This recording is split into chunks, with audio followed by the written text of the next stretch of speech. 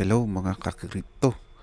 Ayon sa CEO ng Ripple na si Brad Garlinghouse, hindi raw mananatiling nakalubog si XRP, ang native token ng Ripple ecosystem, habang nagbabago ang mga kalakaran sa mundo ng crypto. Pero paano nga ba nagkaroon ng ganitong pagbabago? Ano ang sinasabi niya tungkol sa patuloy na pagtaas ni XRP? At higit sa lahat, ano ang epekto nito sa atin bilang mga Pinoy investors or traders ni XRP? Ayan po ang ating pag-uusapan sa video na ito. Pero bago po tayo magpatuloy ay nais ko lamang po munang bigyan linaw ang aking disclaimer. Ang video po na ito ay hindi po ito isang financial advice. For education and information purposes lamang po ang layunin nito. So ano ang sinasabi ni Ripple CEO Brad Garlinghouse tungkol kay XRP?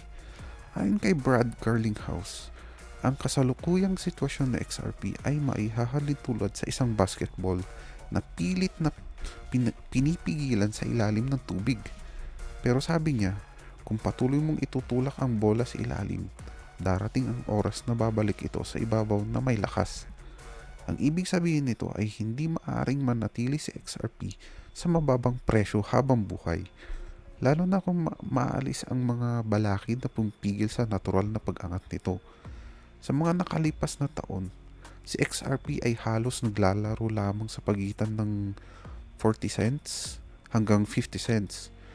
Kahit na may bull run sa crypto market, hindi ito sumasabay sa pag-akyat ng iba pang coins tulad nila Bitcoin at Ethereum. Ang pangunahing sinisisi dito, ang regulatory challenges na kinaharap ng Ripple laban sa US SEC, Securities and Exchange Commission. Pero noong November 2024, nagsimula nang magbago ang takbo ng laro nang magbitiw si Gary Gensler bilang chairman ng SEC. Unti-unting nakita ang paglayan ni XRP mula sa hamong ito. Sa loob lamang ng ilang linggo, sumipa ang presyo ng XRP sa $2.90. Isang 7 taong pinakamataas, bagamat bumalik ito sa humigit kumulang na $2.4. Nanatili itong stable sa presyong ito. Bakit sinasabing hindi natural ang dating pagbaba ni XRP? Ipinaliwanag ni Garlinghouse na kung bibigyan lamang ng level playing field si XRP noon pa man, hindi na ito kailangang dumaan sa ganitong pagbagsak.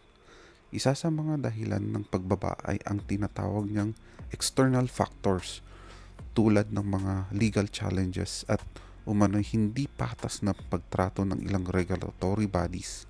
Si XRP ay minsan naging pangalawang pinakamahalagang cryptocurrency pagkatapos ni Bitcoin. Pero dahil sa mga hadlang na ito, unti-unting nawala sa spotlight ang token. Ngayon, dahil sa pag-alis ng mga balakid, sinasabi ni Garlinghouse na posibleng patuloy ang pag-akyat ni XRP, lalo na't nagiging mas malinaw na ang posisyon nito sa global market.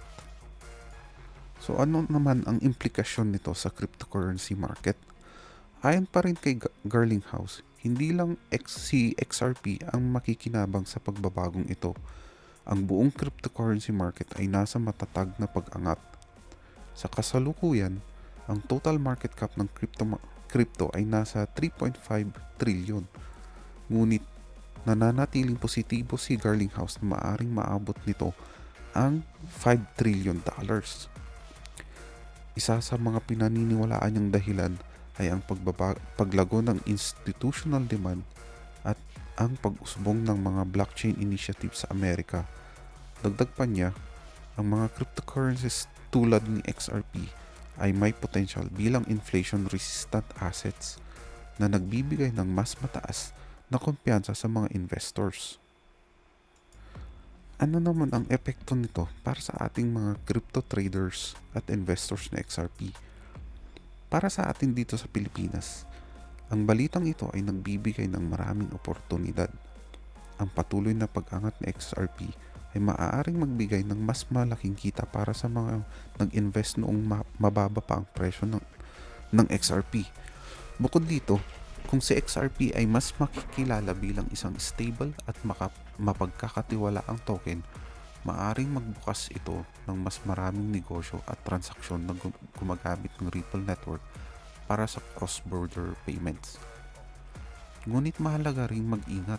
Ang cryptocurrency market ay likas na volatile, kaya't kailangan nating maging handa at gumawa ng masusing research bago mag-invest.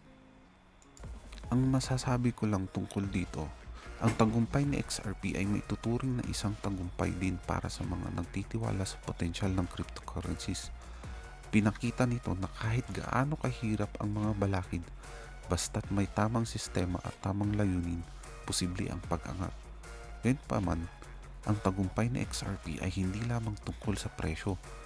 Ang mas malaking tanong ay kung paano nito mababago ang ating pang-araw-araw na transaksyon at kung paano ito makakatulong sa mga bansa tulad ng Pilipinas, kung saan mahalaga ang mabilis at murang paraan ng pagpapadala ng pera. At hanggang dito na lamang po tayo sa video na ito, mga ka-crypto. Sana po sana po ay nagustuhan nyo ang aking palawanag dito.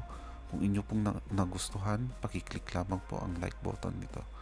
Maraming pong salamat sa panonood. Ingat po tayo lagi at God bless po sa ating lahat.